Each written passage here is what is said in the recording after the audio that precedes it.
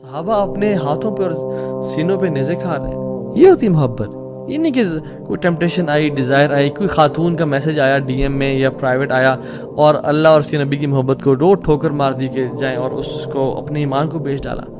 زنا کا موقع آیا، زنا کر لیا۔